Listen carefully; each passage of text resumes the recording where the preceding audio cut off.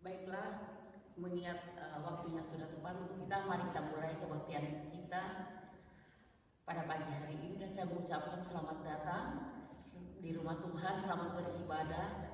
Biarlah kasih Tuhan senantiasa ada beserta dengan kita dan Roh Kudus memakai kita semua di dalam ibadah ini.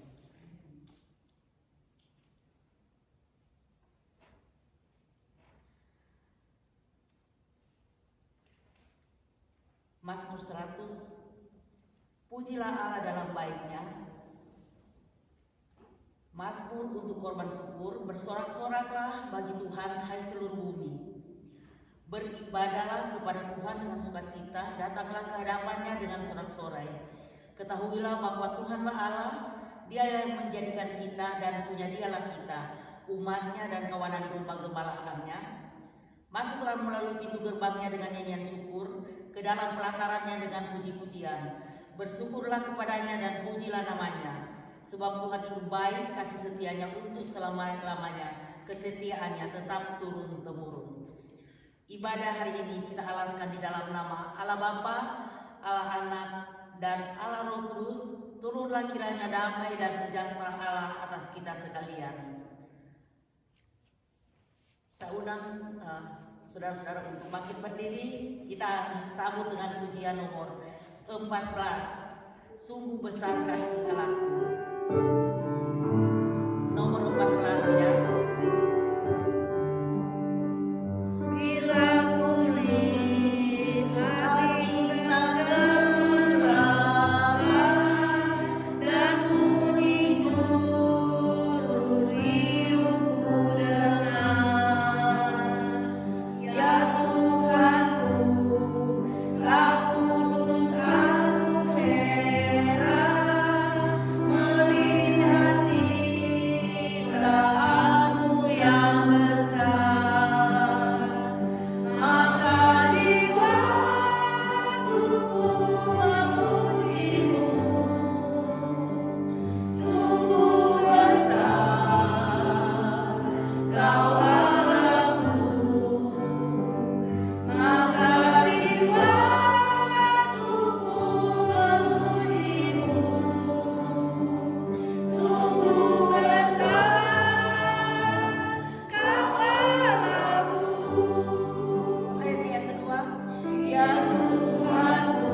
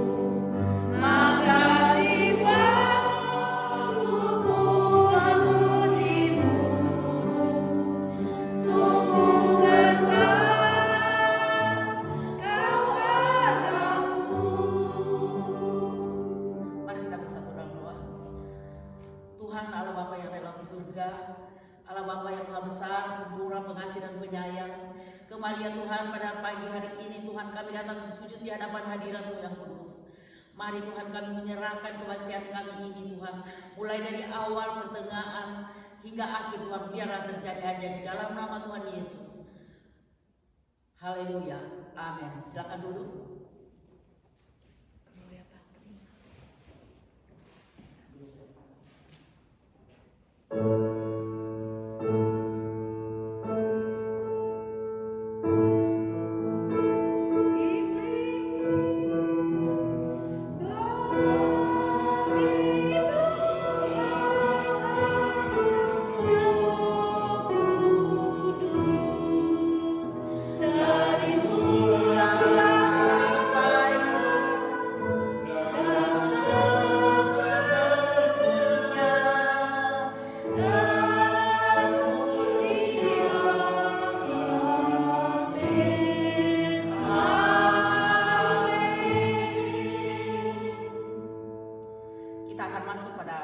Pembacaan bersahutan yang kita ambil dari nomor 2 ya, di dalam buku penyanyian kita. Dia ada di halaman nomor 2.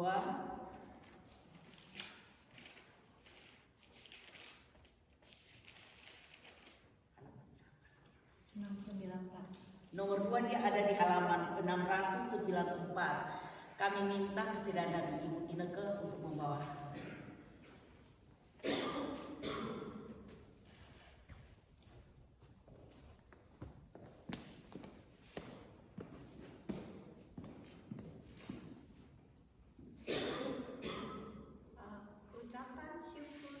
Pujian akan kasih sayang Tuhan.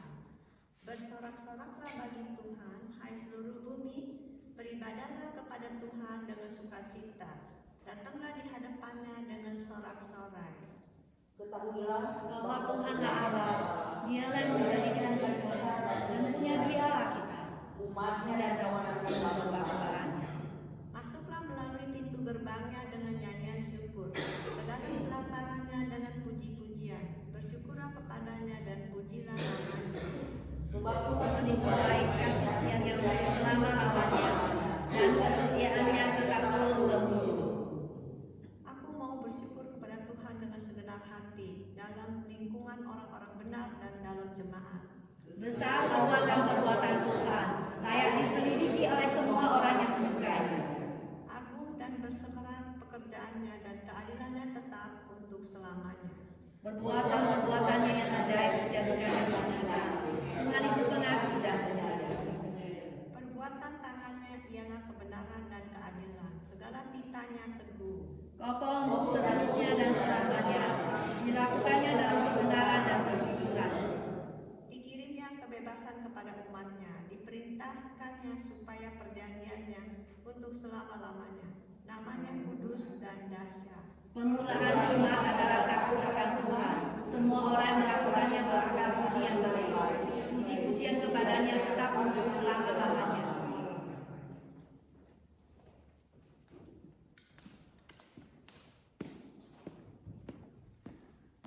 terima kasih untuk saudara Tina yang sudah membawakan pembacaan bersahutan, dan mari kita sambut dengan pujian nomor 413. Pujilah hai jiwaku. 413. Sembuhkan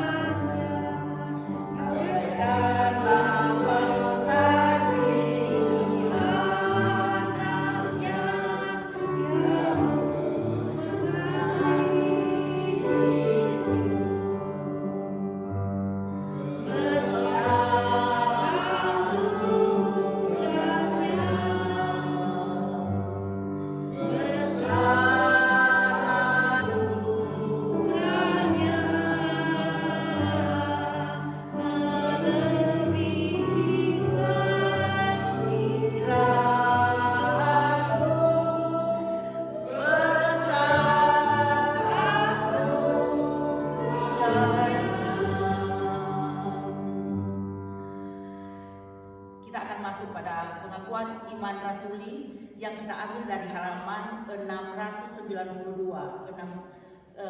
Saya undang Bapak Ibu sekalian untuk bangkit berdiri ya. Nomor 692 kalau belum hafal ya. Halaman 692.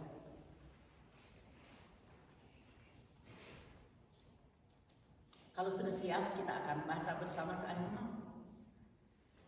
Pengakuan iman rasuli.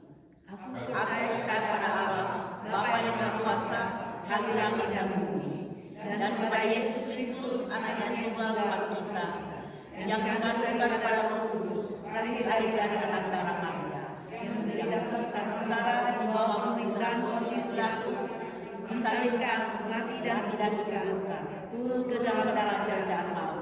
Pada hari yang ketiga bangkit pula dari antara orang mati, naik ke surga, duduk di sebelah kanan Allah Bapa yang Maha Kuasa. Dan dari sana Ia akan datang untuk menghakimi orang yang hidup dan yang mati. Aku percaya pada Roh Kudus, gereja yang kudus dan am, persekutuan orang kudus, pengampunan dosa, kebangkitan tubuh, dan hidup yang kekal. Amin. Amin. Mari kita masuk pada doa syafaat. Tuhan Allah Bapa yang dalam surga, kembali ya Tuhan kami datang ke hadapan hadirat-Mu yang kudus Tuhan. Kami sehati ya Tuhan mohon Tuhan kehadiran-Mu di tempat ini. Tuhan kami teringat akan teman-teman kami yang mungkin dalam perjalanan menuju tempat ini. Tuhan tibakan mereka dengan tidak kurang suatu apa. Demikian pula Tuhan yang tidak bisa datang karena sakit. Tuhan lawan mereka. Tuhan tumpangkan tangan-Mu Tuhan. Sehingga mereka memperoleh kesembuhan, kesehatan, kekuatan. Sehingga pada minggu yang akan datang mereka bisa berbakti bersama kami di tempat ini. Tuhan kami juga teringat akan orang-orang yang lemah iman dan percaya ya Tuhan. Tuhan biarlah malaikat surgawi melawan mereka Tuhan. Panggil mereka Tuhan, berikan mereka kerinduan untuk datang kepadamu. Biar mereka tahu Tuhan ada sang juru selamat yang sedang menantikan Tuhan kehadiran mereka dan pertobatan mereka. Biarlah Tuhan kami juga mengucap syukur Tuhan kalau pada hari ini kami masih ada sebagaimana kami ada. Kami tahu Tuhan nafas kehidupan yang kami miliki berasal dari Engkau. Engkau Tuhan Allah yang kami sembah adalah Allah yang luar biasa. Allah yang senantiasa menjaga memelihara kami siang dan malam adalah Allah ya dan amin. Tuhan dari tempat ini ya Tuhan kami berdoa Tuhan akan gereja kami yang kecil ini. Tuhan Engkau tahu Tuhan kami jemaatnya hanya kecil, tapi kami percaya sebagaimana kami ada di tempat ini walaupun kami hanya sebagian yang kecil, kami tahu Tuhan ini bukan oleh karena kuat dan gagah kami, tapi kami tahu Tuhan kami terpanggil Tuhan. Engkau memilih kami untuk datang di tempat ini. Sebab saat ini Tuhan sebagai teman-teman kami, mereka mau Tuhan meluangkan waktu mereka untuk dunia. Tapi kalau saat ini kami mau datang kepadamu untuk meluangkan waktu kami untuk Tuhan, kami juga sangat mengucap syukur. Tuhan mari pakai kami semua di tempat ini. Penuhi kami dengan Roh-Mu Tuhan. Segala kuasa-kuasa kegelapan yang merongrong kehidupan kami usir kami dengking di dalam nama Tuhan Yesus Kristus. Sehingga kami di sini Tuhan ada Tuhan dipenuhi dengan Roh yang senantiasa rindu untuk dibentuk, rindu untuk mendengar firman, rindu untuk diperbaharui. Tuhan pakai kami semua. Kami juga berdoa akan misi dan visi dari gereja kami. Kami hanya membawa di dalam kaki salib-Mu yang kudus. Biarlah semua terjadi di dalam nama Tuhan Yesus. Karena kami sebagai manusia hanya perencana Tuhan. Tapi segala-galanya adalah Engkau sumber jawaban kami. Dan biarlah Tuhan kami datang ke gereja bukan suatu rutinitas kami setiap hari Minggu. Tapi biarlah kami menjalankan karena kerinduan kami untuk-Mu. Tuhan dari tempat ini juga kami berdoa akan Ibu Susan yang sebentar menjadi saluran firman-Mu. Pakai dia Tuhan dengan heranan ajaib. Selubungi dia Tuhan. Biarlah dari mulutnya Tuhan berkata-kata bukan berasal dari dia, tapi Roh yang Engkau taruh dalam dia. Sehingga apabila firman-Mu ditaburkan Tuhan masuk dalam hati kami. Dan bisa Tuhan kami bisa renungkan semua firman-Mu, kami bisa terima Tuhan. Sehingga apabila kami pulang kami membawa berkat baru yang berasal daripada-Mu. Pakai Ibu Susan Tuhan. Oh Bapa yang dalam surga, kami juga teringat akan Pak Saud yang sedang berada di LA saat ini. Tuhan lindungi dia, Tuhan jaga dia, Tuhan pelihara dia. Biarlah Tuhan dalam penginjilannya, dalam pelayanannya Tuhan Engkau juga memakai dia Tuhan. biarlah dia semakin kecil tapi Engkau semakin besar lewat kehidupannya. Oh Bapa yang dalam surga, pakai semua kami yang melayani pada siang hari ini tidak terkecuali dalam bentuk apa, dan pakai kami semua di sini Tuhan. Biarlah kami senantiasa dipenuhi oleh Roh-Mu yang bernyala-nyala Tuhan untuk mencari kebenaran. Bapak, kami juga teringat akan bangsa dan negara kami Indonesia saat ini Tuhan, di mana pemerintahan saat ini Tuhan banyak diroboh, tapi kami percaya Engkau sudah memilih Bapak Presiden Jokowi Tuhan sebagai presiden kami. Engkau akan melindungi dia, Engkau akan menjaga dia, Engkau akan memelihara dia, dan biarkanlah dia Tuhan mendapat satu dukungan dari mulai dari personal yang paling tinggi sampai yang terendah. Mereka diberikan satu kerjasama yang baik Tuhan, sehingga mereka bahu-membahu untuk membangun bangsa dan negara kami. Dan biarlah Engkau berikan hikmat akal budi yang bijaksana sama Bapak Jokowi Tuhan, sehingga dalam memimpin bangsa kami menuju negara yang adil dan makmur Tuhan, Engkau menyertai negara kami. Tuhan, kami teringat juga akan para misioneri yang terletak di seluruh dunia Tuhan.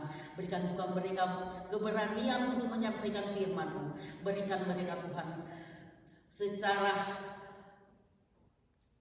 secara ekonomi mereka Tuhan juga Engkau cukupkan, secara kesehatan mereka Tuhan Engkau juga berikan mereka kekuatan, sehingga mereka dengan mudah Tuhan menyebarkan firman-Mu di seluruh bumi, dan seluruh dunia Tuhan bisa mengakui bahwa Tuhan Engkaulah juru selamat dan penebus. Ada satu Tuhan yang menjadi penyelamat umat manusia, adalah Tuhan Yesus Kristus. Tuhan, kami juga berdoakan bangsa Amerika di mana kami bertempat tinggal saat ini. Tuhan juga Engkau tahu Tuhan ekonomi negara ini sedang down Tuhan, tapi kami percaya sebagai ada 1-2 orang yang percaya Tuhan, ada 1-2 orang yang berdoa Tuhan, bangsa ini akan Engkau pulihkan. Tuhan, berkati juga akan Bapak Presiden yang sudah terpilih, biarlah Engkau juga memberkati dia, berkati kami semua, dan biarlah kasih karunia dari Engkau senantiasa menyertai akan bangsa ini. Terima kasih ya Bapak, mulut kami tak bisa memberikan satu persatu apa yang kami mohon daripadamu, kami serahkan hanya di dalam nama Tuhan Yesus Kristus yang sudah mengajarkan kami doa sempurna. Bapa kami yang ada di dalam surga, dikuduskanlah namamu, datanglah kerajaan-Mu, jadilah kehendak-Mu di bumi seperti di surga. Berilah pada hari ini makanan kami yang secukupnya, dan ampunilah segala kesalahan kami seperti kami sudah mengampuni orang yang bersalah kami. Dan janganlah membawa kami ke dalam pencobaan, tetapi lepaskan kami daripada yang jahat. Karena Engkau punya kerajaan, kuasa dan kemuliaan sampai selama-lamanya. Amin. Silakan duduk. Kami undang untuk Ibu Susan Nyanyi satu lagu. Nyanyi lagi satu lagu. Sebelum kita masuk dalam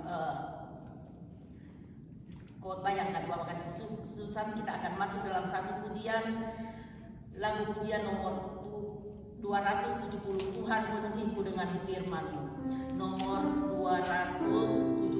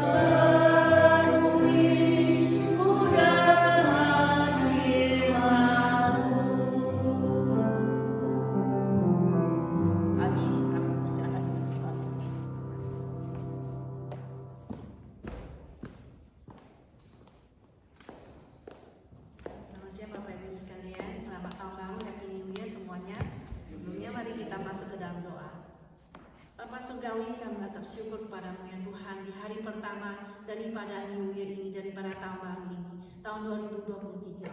Kami syukur kepadamu ya Tuhan dengan memberikan puji-pujian dan persembahan kepadamu. Dan hati kami Tuhan, kami bawa kehadiran-Mu yang kudus. Lalu Tuhan pakai setiap kami Tuhan, agar kami merendahkan diri kami di hadapan-Mu, menjadi hamba-hamba-Mu dimanapun kami berada. Tuhan, biarlah hari ini firman-Mu bekerja dan berbicara kepada setiap kami, merubah tingkah laku kami dan juga hamba-Mu yang hina-hina ini.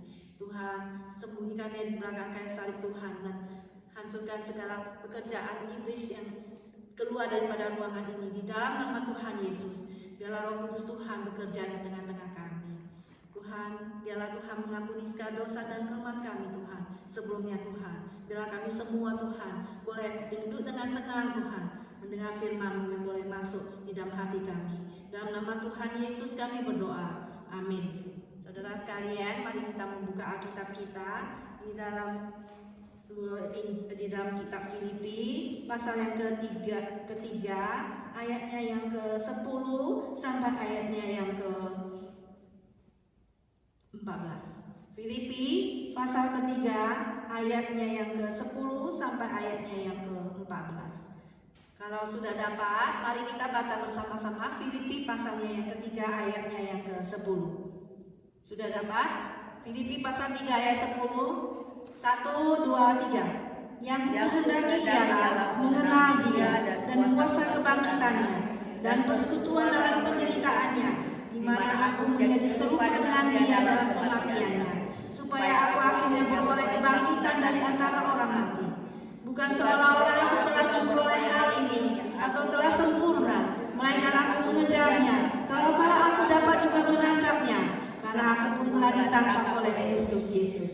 Saudara-saudara, aku sendiri tidak menganggap bahwa aku telah menangkapnya, tetapi ini yang kulakukan. Aku melupakan apa yang telah di belakangku dan mengarahkan diri kepada apa yang di hadapanku, dan berlari-lari kepada tujuan untuk memperoleh hadiah, yaitu panggilan surgawi dari Allah dalam Kristus Yesus. Sampai di sini pembacaan firman Tuhan. Saudara, hari ini adalah tahun baru, semangat yang baru dan hidup yang baru. Saudara, di dalam kehidupan kita, tentulah kita sangat senang. Di dalam tahun baru kita semua memakai baju baru, mobil baru, kita senang semuanya ya. Masih bawa mobilnya, bawa mobil baru ya. Kita senang sekali karena tidak ada mesin yang rusak dan jalannya sangat mulus dan lancar. Terutama juga kita senang ada memiliki rumah yang baru ya. Rumah tua yang sudah bocor, yang hujan, bocor, kita tidak suka semuanya. Rumah yang kotor ya, yang sudah hancur-hancur dan sudah lapuk semuanya. Tapi rumah ini perlu diperbaiki, perlu direnovasi ya. Kita suka kalau kita rent mobil rumah kita ya, rumahnya sudah direnovasi, sudah dicat ya. Kita suka sekali dan kelihatan baru dan kelihatan segar daripada rumah itu. Nah, kita semua ingin sekali hal yang baru, ya, pakai baju baru, sepatu baru, dan semuanya itu baru. Tetapi saudara, bagaimana kita mempertahankan hal yang baru itu, ya? Juga demikian dalam hidup kita sehari-hari. Kita perlu diperbaharui hari demi hari, baru tambah baru, ya. Dari iman mimpi kepada iman bertambah baru dalam kehidupan kita sebagai orang Kristen. Kita perlu diperbaharui seperti Rasul Paulus mengatakan bahwa dia ingin mengenal Kristus, mengenal kebangkitannya dan penderitaannya, sehingga dia bisa beroleh kebangkitan dari orang mati. Demikian kita perlu untuk menjadi serupa dengan Kristus. Ya, saudara sekalian, hari ini kita belajar memasuki tahun 2023, di mana kalau Tuhan sudah mengizinkan kita menginjakkan kaki kita hari ini, hari pertama tanggal 1 ini, memasuki tahun baru, berarti ada maksud dan tujuan hidup yang Tuhan berikan kepada kita. Apakah tujuan itu, saudara sekalian? Yang pertama, mari kita melihat supaya kita melupakan apa yang di belakangku.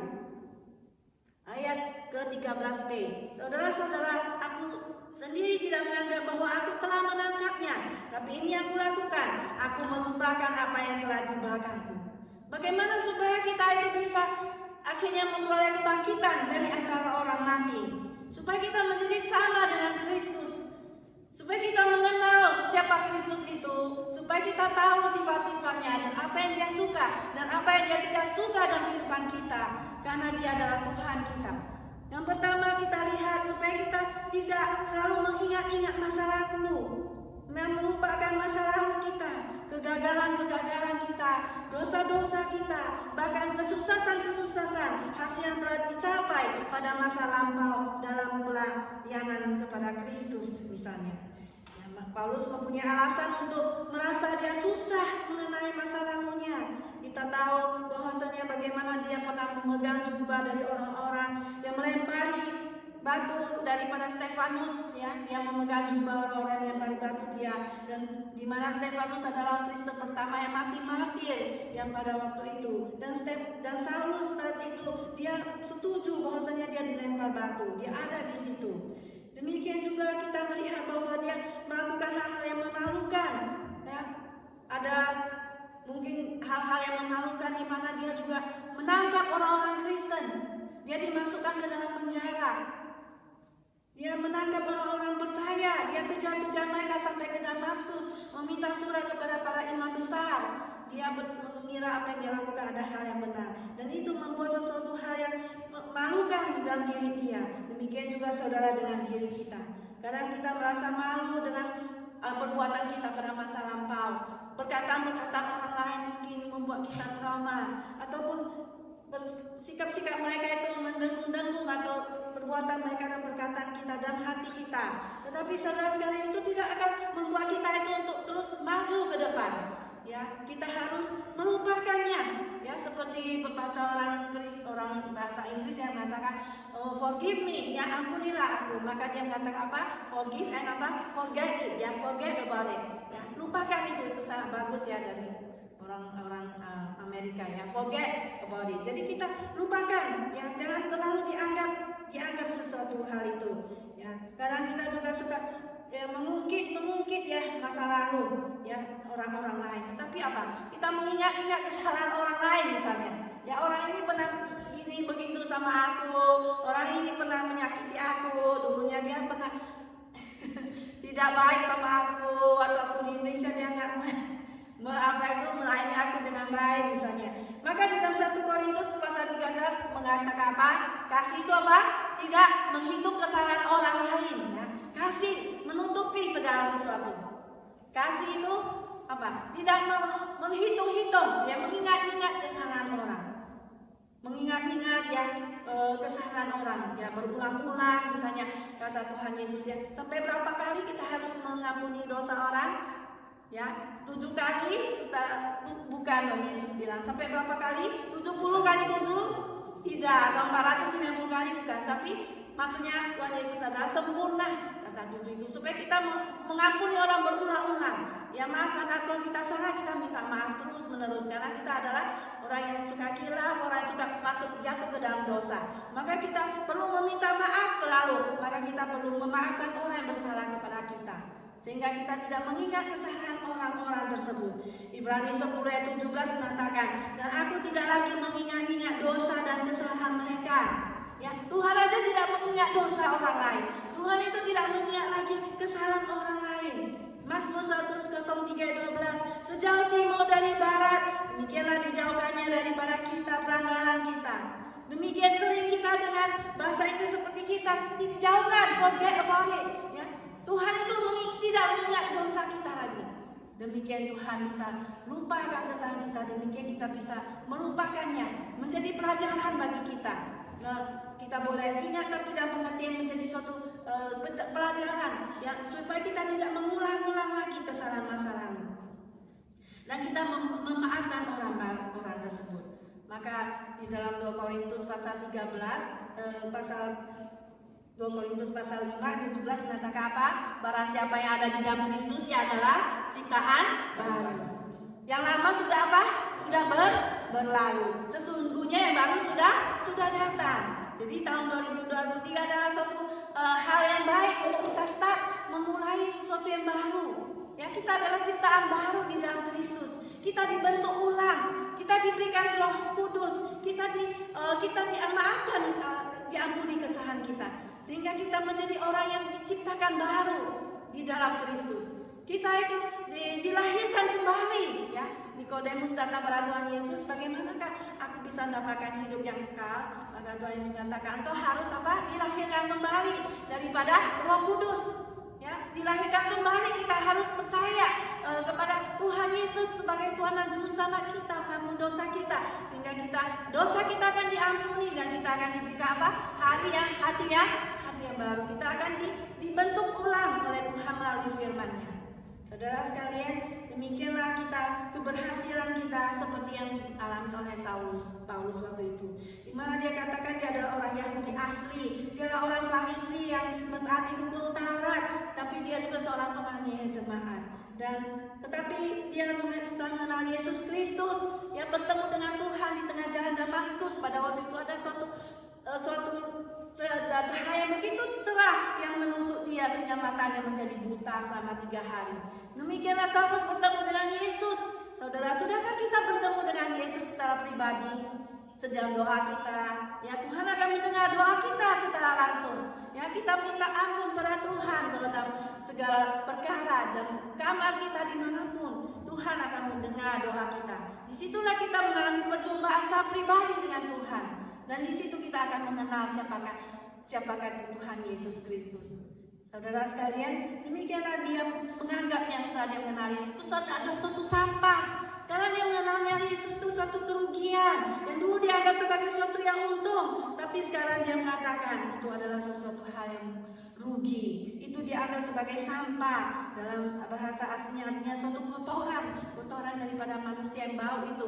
Dia anggap semua itu adalah kotoran. Dia buang semuanya itu. Jadi dia melepaskan semuanya itu, dia buang semuanya hal itu, dan dia mendapatkan Kristus. Ya, supaya dia bisa mendapatkan Kristus, maka dia harus apa? Buang semua sifat yang lama, buang semua apa? Kotoran-kotoran sampah, buang semua dosa-dosa yang menghimpit kita. Ya, dosa-dosa itu seperti sesuatu yang bisa memegang kita, yang kaki kita sehingga kita nggak bisa berlari. Kita gak bisa mengikut Tuhan. Kita berada dalam status quo yang gak bisa berjalan. Kita dalam statis. Tetapi kita harus membuang dosa, melepaskan semuanya itu, ya, supaya kita bisa mengikut Yesus, supaya kita bisa mendapatkan Yesus Kristus. Seperti kata di dalam Matius mengatakan, ku lepaskan semua untuk mengikut Yesus. Biar kita mempunyai komitmen yang total kepada Yesus Kristus. Dia adalah Tuhan kita. Kita mempunyai komitmen, mempunyai dedikasi kepada Tuhan kita, karena Dia adalah Tuhan di dalam hati dan pikiran kita, di dalam Tuhan yang menebus dosa kita, yang mati di kayu salib bagi kita, yang mati dan bangkit bagi kita. Mari saudara, kita melepaskan semuanya itu, melepaskan apa yang ada di belakang kita, semua keberhasilan kita, semua yang kita junjung tinggi. Hari ini saudara, kita lepaskan semuanya itu untuk mengikut Yesus. Kita melepaskan dosa kita, membuang, kata Ibrani pasal 12 ya. Mari kita semua membuang dosa-dosa yang begitu merintangi kita, dan kita mengikut Yesus dengan pandangan yang terarah kepada Dia. Demikianlah saudara, itu kita membuang masa lalu kita, melupakan apa yang telah di belakangku, mendinai diri kita. Kita bisa lupa dengan mendinai ya Yesus Kristus. Barang siapa yang mengikut aku, dia harus apa? Memikul salibnya, menyangkal dirinya dan mengikut aku. Jadi menyangkal diri, yang melupakan itu menyangkal diri, mengatakan tidak kepada hal-hal yang tidak baik, mengatakan tidak kepada dosa, mengatakan yes kepada Tuhan. Maukah saudara semuanya kita membuang semua hal yang tidak baik dalam diri kita, dan kita mulai hal yang baru, ya? Mau semuanya? Amin. Dan yang kedua saudara sekalian, supaya kita mengarahkan diri kepada apa yang di hadapanku, yaitu fokus pada yang sekarang ini, ayat ke-13b. Fokus kepada pekerjaan yang ada di depan kita. Ya, jangan buang-buang waktu. Jangan buang-buang waktu. Waktu itu begitu cepat sekali berlalu. Seperti Tuhan Yesus yang bangun pagi-pagi buta dan berdoa di bukit berseorang diri. Setelah itu dia melihat orang banyak yang berbondong-bondong mengikutinya di bait Allah, maka dia tidak buang-buang waktu, dia langsung melayani mereka. Nah, saudara, tugas apa yang ada di hadapan kita, yang sedang menanti kita di dalam gereja dan rumah tangga, di dalam pekerjaan sehari-hari, terhadap anak, terhadap cucu kita? Apakah kita telah menurunkan iman kepercayaan kita kepada mereka? Apakah kita telah menurunkan sesuatu hal yang baik kepada mereka? Apakah kita mengajar terhadap hidup kepada mereka iman kepercayaan kita pada Kristus yang begitu berharga itu pada mereka? Atau kita hanya menurunkan harta benda, menurunkan orang Cina mengatakan kehoi ya, menurunkan harta warisan. Akhirnya kita orang tua mati yang bertengkar siapa? Anak-anak di depan ya, di depan jenazah bertengkar karena kita hanya menurunkan apa? Harta benda pada mereka. Nah itu sia-sia. Tapi yang penting adalah kita menurunkan iman, menurunkan Tuhan Yesus ya, yang barang siapa mengikut dia akan mendapatkan hidup yang kekal, menanamkan yaitu suatu moralitas firman Tuhan kepada mereka, menanamkan kepada mereka kesucian hidup, kerja keras ya, agar mereka itu mendapatkan hidup yang kekal di dalam Tuhan Yesus, mengikut Tuhan dimanapun mereka berada. Saudara, tugas apa yang sedang menanti kita di depan kita? Apa yang Tuhan bisikkan melalui Roh Kudusnya dalam hidup kita? Apa harus kita lakukan? Seperti seorang perempuan driver FedEx yang mengantarkan barangnya. Pada waktu dia melihat seorang tua yang menangis karena dia punya suami kena cancer, maka dia merasa sangat sibuk. Dia pergi mengantar barang-barang FedEx-nya sampai 20 tempat, tapi akhirnya Roh Kudus mendorong dia kembali lagi ke rumah itu dan mendoakan orang tua tersebut. Orang tua itu menangis ya, melalui doa itu Tuhan menjamah dia dan dia merasakan Tuhan menolong dia, memberikan kelegaan kepadanya. Demikian Tuhan selalu mendorong kita untuk melakukan hal-hal kecil dalam hidup kita. Apa yang sudah Tuhan berikan kepada kita, seperti Tuhan Yesus yang menolong orang tuanya memotong kayu sebagai seorang tukang kayu. Waktu Yusuf sudah meninggal dunia waktu itu, waktu Tuhan Yesus berada di bait Allah 12 tahun, maka orang tuanya mencari dia. Maka Yesus berkata, "Mau apakah engkau daripada ibu? Bukankah aku harus berada di rumah Bapakku?" Ya, dia harus selalu berada di dalam rumah Bapaknya. Demikianlah saudara, dia itu meneladani, dia itu mewakili orang tuanya. Dia bekerja keras sebelum dia mencapai umur 30 tahun untuk melakukan misi penyelamatan bagi seluruh umat manusia. Saudara sekalian, Yesus membantu orang tuanya dan menolong adik-adiknya untuk mereka boleh hidup di dalam kehidupan sehari-hari. Demikianlah bagaimana kita bertanggung jawab pada Tuhan. Tuhan sudah memberikan sekian banyak yang Tuhan berikan pada kita. Ada yang diberikan 5 talenta, ada yang diberikan 2 talenta, dan ada yang diberikan 1 talenta. Demikianlah hidup kita bertanggung jawab langsung kepada Tuhan pada saat ini. Pada saat Tuhan Yesus datang kepada kedua kalinya, maka dia akan bertanya kepada hamba, kepada kita semuanya, apa yang sudah kau perbuat? Apakah kau melakukan bisnis di dalam hidupmu? Apakah yang sudah saya berikan sebagaimu 5 talenta? Apakah engkau melakukan sesuai dengan yang sudah Tuhan percaya kepadamu? Semua harta, semua benda, semua resources, semua kita punya berkat dan karunia dan semua kepandaian kita, apakah kita sudah lakukan dalam hidup kita detik demi detik dan membuat hari kita menjadi calm?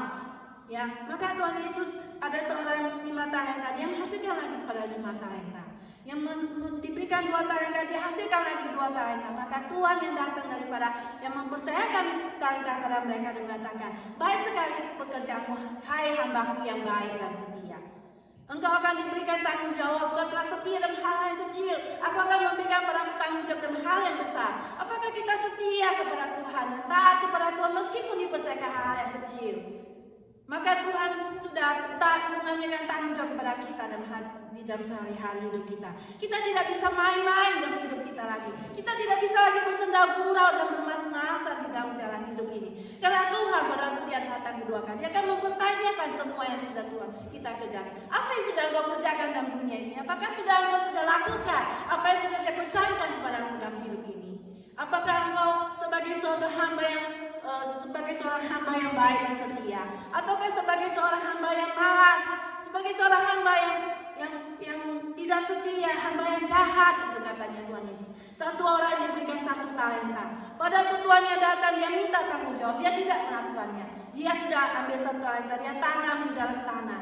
Dia mengatakan, Tuhan, aku tahu engkau Tuhan yang jahat karena engkau tidak mengambil sesuatu yang kau tidak nabur atau sesuatu yang tidak nanam. Padahal itu milik tuannya, seharusnya dia menjalankan uang 1 talenta itu sehingga menghasilkan 1 talenta. Tapi dia kubur, dia tidak bikin apa-apa. Sehingga Tuhan itu berkata bahwa engkau adalah Tuhan yang malas dan Tuhan yang apa?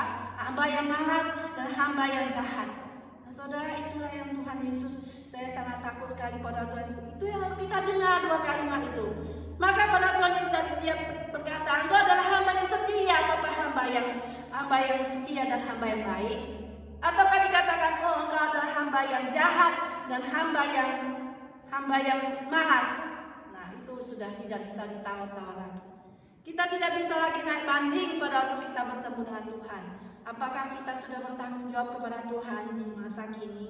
Apa yang harus kita lakukan terhadap Tuhan, terhadap gereja, terhadap sesama manusia, terhadap saudara kita? Apakah kita sudah menunjukkan kasih kita pada mereka? Apakah kita sudah melakukan yang terbaik? Karena Tuhan kita sudah melakukan yang terbaik bagi kita, yang mati di kayu salib bagi kita dan mengalirkan darahnya, menebus dosa kita dengan harga yang mahal itu, darah yang mahal. Sehingga kita pun wajib melakukan yang terbaik untuk Tuhan. Kita wajib melakukan hidup yang terbaik untuk Tuhan, ya, mengarahkan diri kepada apa yang di hadapanku. Saudara sekalian, apakah kita didapati Tuhan dan Tuhan setia dan didapati Tuhan seorang hamba yang baik? Saya harap kita di tempat ini, kita didapati Tuhan adalah hamba yang baik dan hamba yang setia. Kita tidak bisa lagi guyonan dalam hidup ini. Kita tidak bisa lagi main-main sembarangan, mau bikin apa, terserah kita. Tapi kita bertanggung jawab langsung kepada Tuhan dalam hidup kita. Saudara, mari kita melakukan yang terbaik bagi Tuhan di dalam pelayanan kita, di dalam pelayanan kita pada Tuhan, di dalam gereja, dimanapun kita berada, menjadi berkat bagi orang lain, dan kita tidak buang-buang waktu kita. Amin semuanya. Yang ketiga, saudara sekalian, bukan hanya kita melupakan apa di belakang kita, tapi kita juga mengarahkan apa yang ada di depan kita. Fokus pada sekarang ini. Tidak melamun-lamun di luar, tidak melayang-layang pikiran kita, tapi apa yang ada di depan kita. Kemudian yang ketiga, berlari-lari kepada tujuan untuk memperoleh hadiah, yaitu panggilan surgawi dari Allah di dalam Kristus Yesus. Ayatnya yang ke-14 kita melihat di sini, dan berlari-lari kepada tujuan untuk memperoleh hadiah, yaitu panggilan surgawi dari Allah di dalam Kristus Yesus. Saudara sekalian, Paulus berkata bahwa goal daripada dia adalah untuk mengenal Kristus, menjadi serupa seperti Kristus, dan menjadi seperti semua yang Tuhan Yesus pikirkan untuk dia. Jadi tujuan daripada hidup dia adalah Kristus. Hidup ini adalah Kristus, dia berkata dalam Filipi pasal 21. Hidup adalah Kristus dan mati itu adalah keuntungan. Kita haruslah tidak membiarkan diri kita apapun untuk menghalangi pandangan kita kepada Kristus. Pandangan mata kita yang harus senantiasa tertuju kepadanya. Tujuan hidup ini adalah Kristus. Seperti seorang yang gambaran yang sering dipakai oleh Paulus itu adalah apa? Suatu pelatihan daripada atlet ya, yang lari dan lomba lari. Ya, dengan satu single mindedness. Ya, single mindedness yaitu satu pikiran, seperti perlombaan atlet berlari itu. Kita harus menyampingkan segala sesuatu yang berbahaya dan forsake segala sesuatu, yaitu kita mengabaikan segala sesuatu yang bisa menghambat kita, yang mengganggu kita, yang mengganggu konsentrasi kita dari menjadi seorang Kristen yang efektif.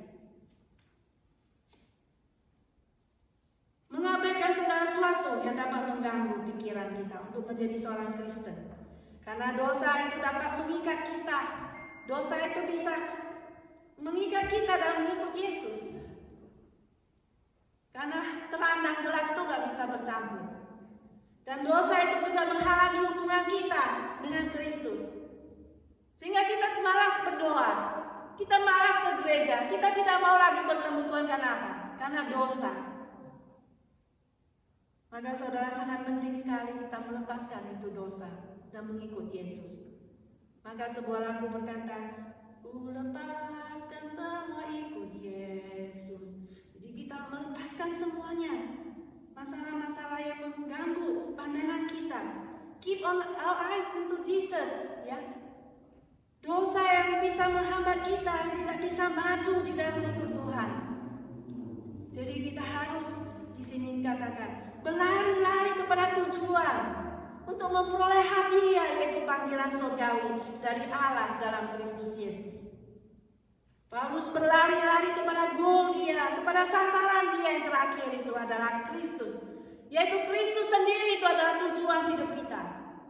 1 Korintus 9 ayat 24. Mari saudara sekalian kita melihat kepada 1 Korintus pasal 9 ayat yang ke-14. 1 Korintus pasal 9 ayat 14, demikianlah saya bacakan untuk saudara semuanya.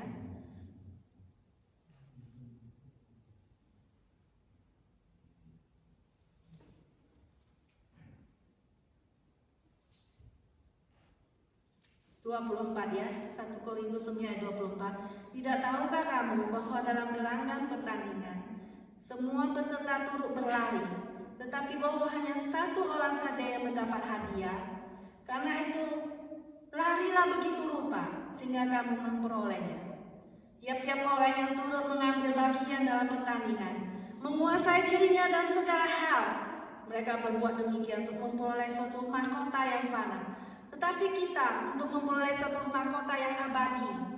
Sebab itu aku tidak berlari tanpa tujuan, dan aku bukan petinju yang sembarangan saja memukul. Tetapi aku melatih tubuhku dan menguasainya seluruhnya, supaya sesudah memberitakan Injil kepada orang lain, jangan aku sendiri ditolak. Demikian Paulus itu berlari kepada Goliat. Kemudian kita bandingkan di dalam ayat 8 itu. Ya, kita bandingkan kembali Filipi pasal 3 ayat 8. Malahan segala sesuatu kuanggap rugi karena pengenalan akan Kristus Yesus Tuhanku lebih mulia daripada semuanya itu. Oleh karena dialah aku telah melepaskan semuanya itu dan menganggapnya sampah supaya aku memperoleh Kristus.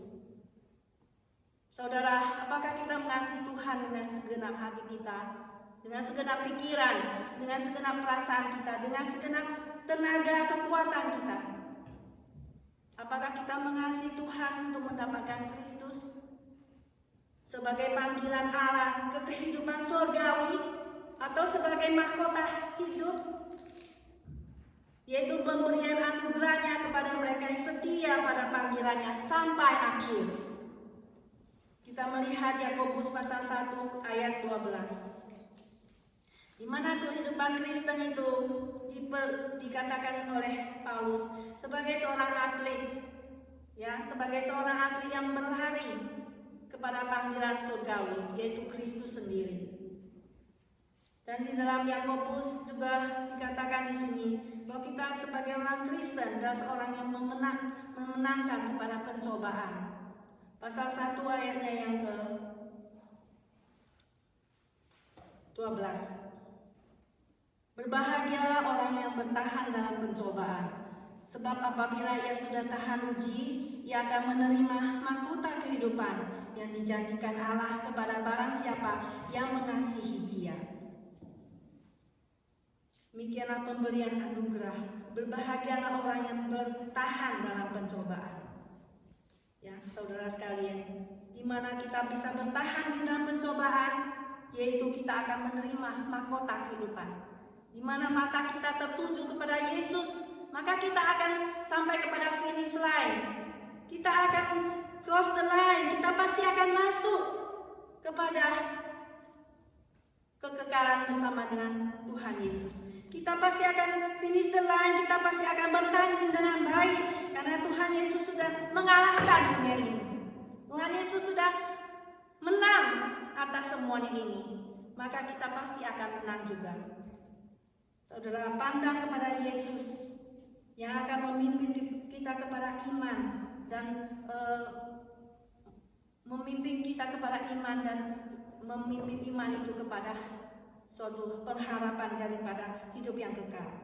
Pandang kepada Yesus yang satu only hope, satu-satunya pengharapan kita. Dimana kalau kamu sudah start, di situ kamu akan finish, kamu akan mengakhirinya. Dimana pada waktu kita start, kita akan melihat kepada Yesus, dan pada waktu kita finish selesai, kita juga memandang kepada Yesus. Karena waktu kita pernah mengasihi Tuhan, waktu kita pernah mencintai Yesus, kenapa saat ini kita tidak mengasihinya lagi?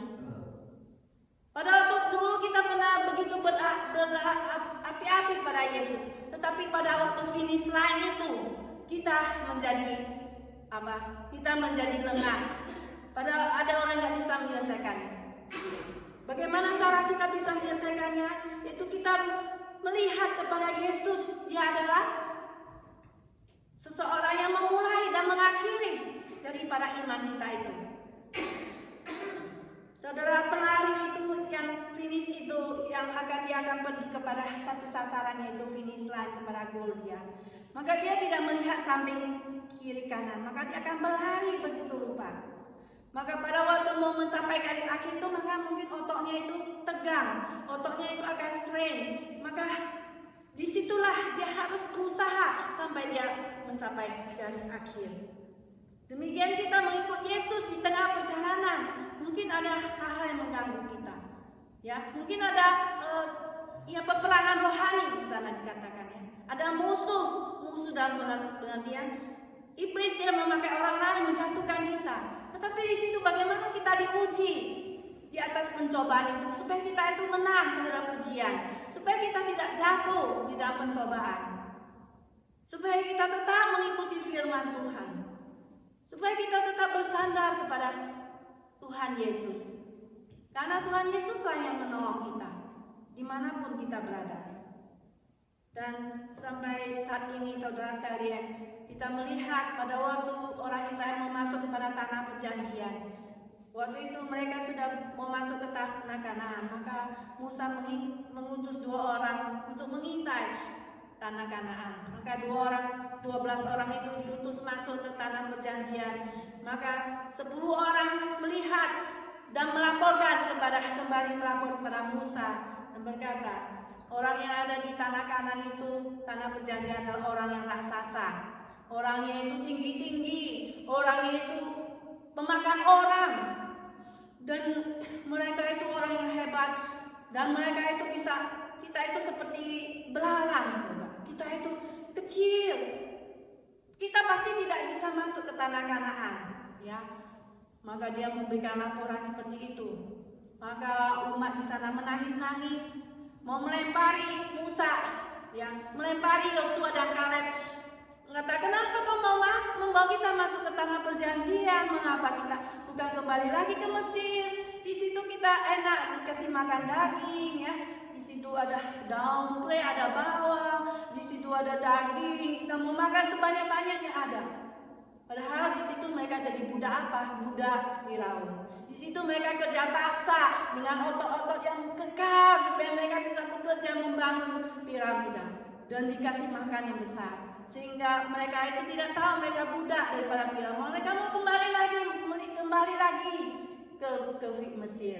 Tetapi di situ ada 2 orang pengintai, yaitu bernama Kaleb dan Yosua, dan berkata kepada Musa, tanah yang akan kita masuki itu adalah suatu tanah yang berlimpah susu dan madunya. Di situ ada gandum, di situ ada anggur yang besar-besar, ada pomegranate, ya, ada semua tumbuhan buah-buahan yang bagus, ya. Kita tidak usah takut kepada orang yang berada di sana itu, ya, meskipun badannya besar-besar seperti raksasa. Kita ada Tuhan yang besar. Tuhan kita lebih besar daripada mereka. Kita pasti akan menang mengalahkan mereka. Dengan iman kita akan masuk kepada tanah Kanaan, tanah perjanjian. Jadi semua orang Israel itu marah-marah, yang berpihak pada 10 orang yang melempari batu daripada Kaleb dan Yosua. Akhirnya Tuhan melihat 10 pengintai itu dan orang Israel yang nangis-nangis, maka Tuhan marah kepada orang yang bersungguh-sungguh. Mengapa kalian tidak mengucap syukur? Kalian orang yang marah-marah ini, yang berutu, yang gak boleh masuk ke tanah perjanjian, umur 20 tahun ke atas, ya 21 tahun ke atas, semua berkeliling di padang belantara, di padang gunung Sinai itu, berkeliling selama berapa tahun? 40 tahun mereka, sampai mereka mati berlimpahan di tanah, di gurun pasir.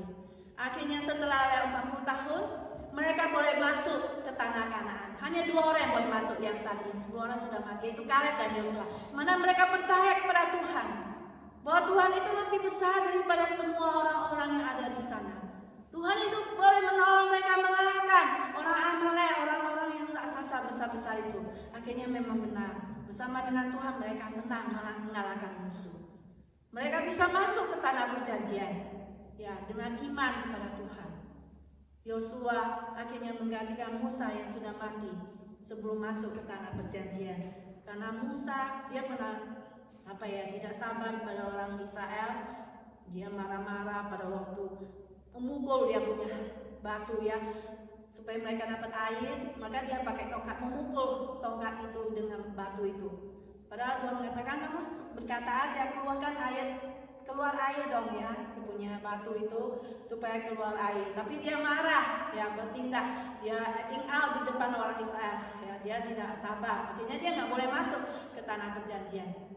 Ya, saudara sekalian, demikianlah kita semuanya. Tuhan menguji kita untuk kita tetap setia kepada Tuhan, untuk kita bersandar pada Tuhan, mengalahkan semua tantangan rintangan, mengalahkan musuh kita, yaitu siapa? Mengalahkan dosa-dosa kita. Musuh kita itu adalah dosa ya, dan iblis ya. Jadi kita itu apa? Mengikut Tuhan Yesus ya, setia kepada Dia, setia kepadanya. Saudara sekalian, demikianlah Paulus mengatakan 2 Timotius 4 ayat 7 sampai 8. Dia mengatakan demikian. Aku telah mengakhiri pertandingan yang baik. Aku telah mencapai garis akhir dan aku telah memelihara iman. Dia telah memelihara iman. Ya, apakah kita juga tetap beriman kepada Tuhan sampai titik terakhir? Ya, dia katakan sekarang telah tersedia bagiku mahkota kebenaran yang akan dikaruniakan kepadaku oleh Tuhan, hakim yang adil pada harinya. Tetapi bukan hanya kepada mereka, bukan hanya kepada mereka saja, tapi kita juga semua orang yang menantikan kedatangannya. Saudara sekalian, mari kita memasuki tahun yang baru ini dengan new opportunity, dengan kesempatan yang baru. Ya, mari kita kejar ya kesempatan itu. Kita mengejar kesempatan untuk melayani Tuhan, mengejar Kristus untuk mengenal Dia, mengejar untuk bersekutu dengannya, mengejar tentang hal-hal surgawi, mengejar tentang firman Tuhan. Mari kita sepenuh hati mengikut Tuhan kita Yesus Kristus dengan semangat yang baru, mengikut Dia sampai titik akhir. Sehingga Tuhan akan berkata, hai engkau adalah hambaku yang baik dan setia. Engkau telah setia dalam hal-hal yang kecil. Aku akan memberikan padamu tanggung jawab dalam hal besar. Dan masuklah, turutlah bersama dengan kebahagiaanmu, dengan kebahagiaan Tuhanmu. Nah saudara sekalian, mari kita memandang kepada Yesus yang akan memulai daripada iman kita, di mana kita mulai dan di mana kita mengakhirinya. Kita terus memandang pada Yesus, seperti sebuah lagu mengatakan, pandanglah pada Yesus, oh pandang wajah mulianya, isi dunia menjadi hamba oleh sinar kemuliaannya. Maukah saudara semuanya? Ya, amin ya. Mari saudara kita masuk ke dalam doa. Bapa Surgawi, kami ucap syukur dan terima kasih kepada Engkau ya Tuhan, di mana di tahun yang baru ini ya Tuhan, Engkau memberi kesempatan kepada kami nafas kehidupan sekali lagi. Itu adalah bukan suatu hal yang kebetulan, tapi itu adalah suatu Tuhan yang sudah berikan kepada kami untuk kami melanjutkan memberikan buah dan hidup kami sehari-hari, untuk kami senantiasa memandang pada Engkau, bersandar kepadamu Tuhan, untuk kami senantiasa berlari untuk kepada Engkau Tuhan Yesus sebagai tujuan hidup kami, sebagai hadiah yang Kau berikan pada kami Tuhan Yesus, supaya kami mendapatkan Engkau dan isi dunia ini menjadi hampa karena Engkau, sinar-Mu yang besar terang itu menyala-nyala, menyinari Tuhan kami. Biarlah Tuhan Kau menolong kami Tuhan untuk mengikut Engkau Tuhan. Jangan sampai tengah-tengah kami menjadi hamba. Biarlah kami terus Tuhan sampai titik akhir kami tetap mengasihi-Mu, kami tetap melayani-Mu Tuhan. Jikalau pernah kami berjanji untuk menjadi hamba-Mu Tuhan, biarlah Tuhan tolong kami untuk tetap kami boleh menjadi hamba-Mu Tuhan. Untuk tetap kami boleh setia kepada-Mu sampai akhir, menjadi hamba yang baik, yang setia, bukan menjadi hamba yang jahat dan hamba yang malas. Tuhan, tolonglah kami melakukan hal ini Tuhan. Tolonglah kami Tuhan, kami tidak sanggup melakukannya, tapi Tuhan Kau yang akan menyanggupkan kami untuk melakukannya Tuhan. Tolonglah kami Tuhan. Kami berdoa Tuhan, hanya di dalam nama anak-Mu yang tunggal, Tuhan Yesus, yang Tuhan menjadi Tuhan dan Juru Selamat kami yang hidup. Amin.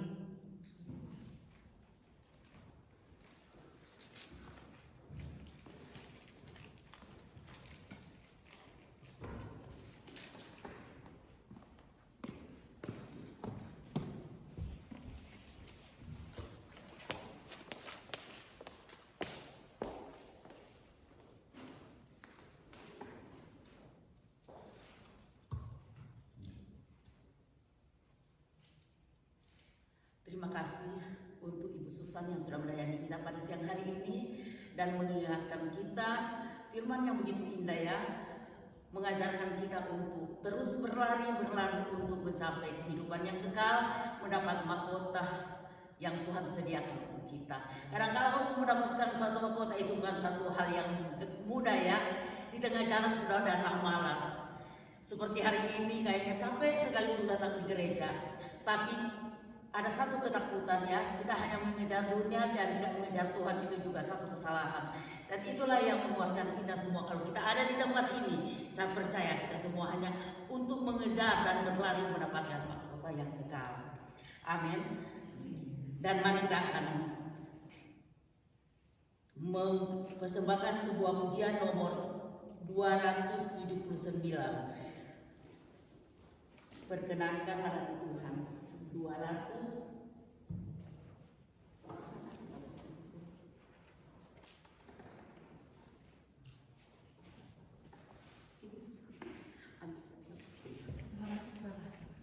Buku dengan saya semua.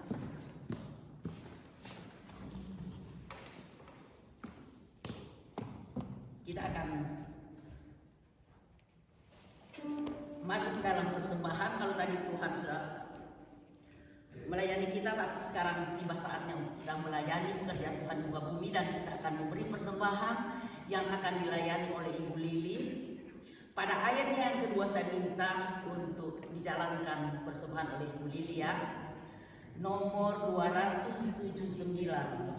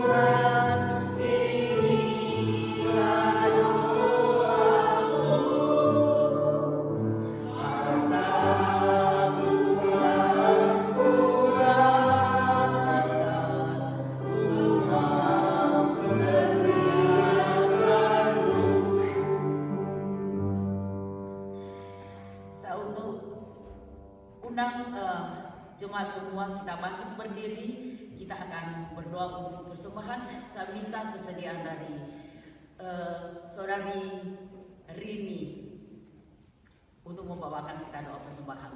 Tuhan, Bapa kami yang bertata di dalam surga, terima kasih Tuhan, pada siang hari ini kami datang kehadiran untuk mendengarkan firman-Mu, untuk memuji Engkau, dan untuk bersama-sama bersekutu bersama teman-teman kami. Terima kasih Tuhan, pada siang hari ini Engkau telah memberikan kami firman yang begitu indah, mengingatkan kami boleh dalam tahun baru ini kami mau diperbaharui terus dan juga mau berlomba-lomba untuk melayani Engkau lebih hebat lagi pada tahun baru ini sampai di akhir tahun. Ya Tuhan, berikan kami tetap setia dan tetap memberikan hati yang penuh dengan sukacita untuk melayani-Mu Tuhan. Terima kasih Tuhan, dan Engkau berkati Ibu Susan juga yang telah membawakan firman-Mu ini, dan juga kami mau menyerahkan persembahan pada siang hari ini, dan Engkau boleh pakai persembahan ini, boleh memperluaskan persembahan ini yang Engkau telah berikan, orang-orang yang sudah memberi persembahan ini, Engkau berkati mereka satu persatu. Terima kasih Tuhan, dan nama Tuhan Yesus Kristus kami berdoa dan mengucap syukur. Amin. Silakan dulu dan kita masuk pada doxologi yang akan dibawakan oleh warta gereja yang akan dibawakan Ibu Susan sekalian.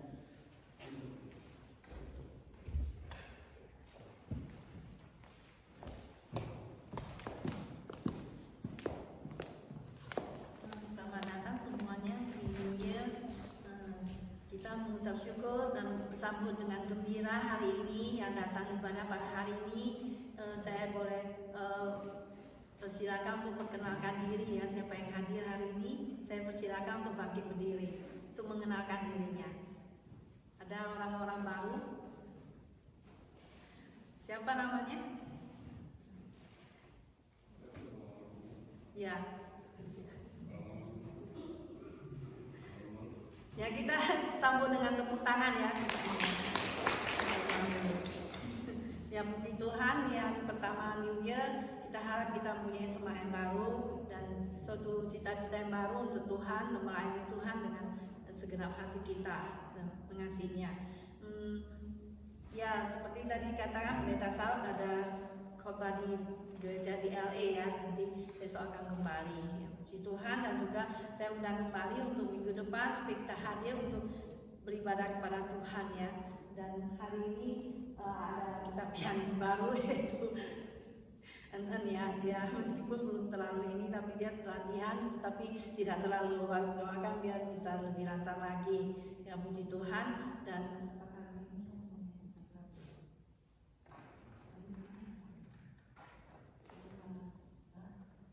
ya, mudah-mudahan minggu depan dia bisa persembahan satu lagu untuk kita ya. Dan saat ini kita akan mengakhiri ibadah kita. Mari kita semua bangkit berdiri, kita akan menyanyikan lagu doxologi disertai doa berkat dan amin song.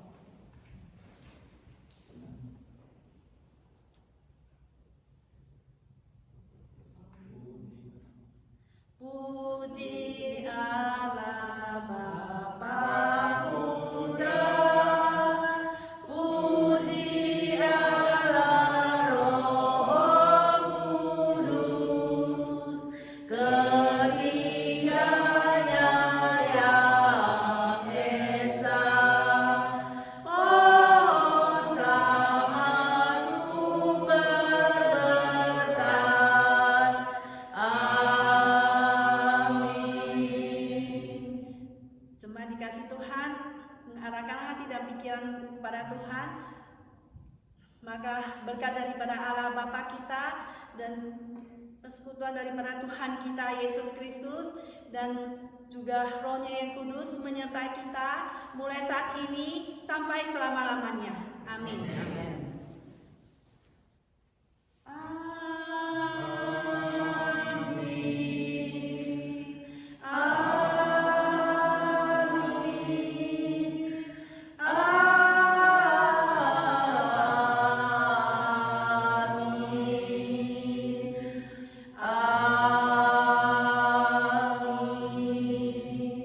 Ya, silakan dulu, saat teduh kebaktian selesai.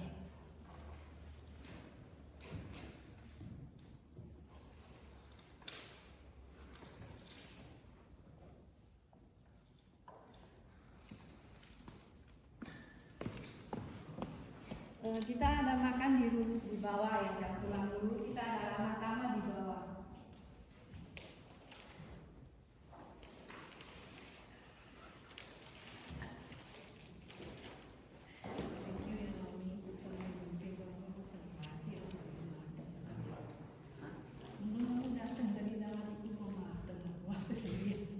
Semua aku sendiri udah gak sanggup. Dan lagi kemarin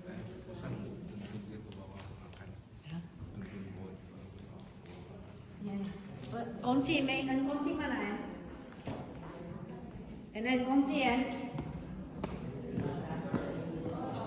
Ya, oke.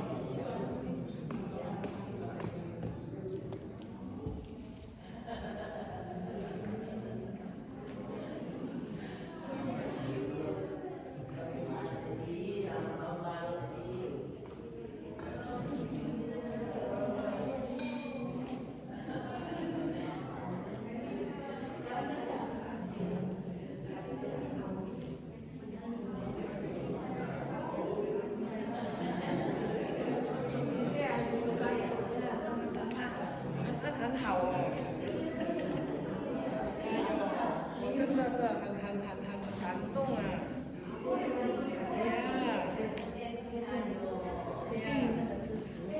！Terima kasih Daddy, Tuhan berkati, terima kasih. Terima kasih ya Pintu.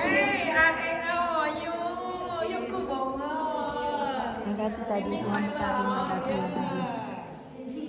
身体健康，对了。